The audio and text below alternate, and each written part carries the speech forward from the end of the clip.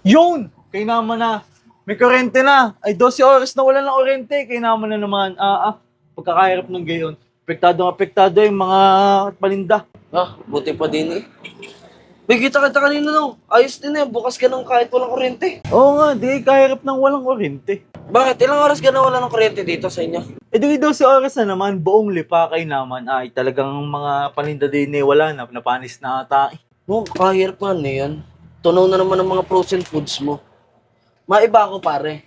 Tanda mo kayo nung yung sinabi ko sa'yo nung yung more power.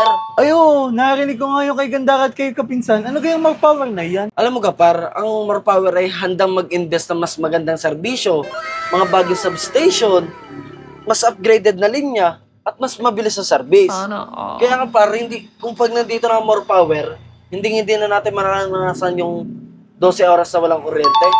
Hindi par. Kaya nga, mas pinapabilis ngayon para makarating dito sa Batangas ang more power. Eh siya, may iba ako, pabila akong mga frozen mo. Panis na.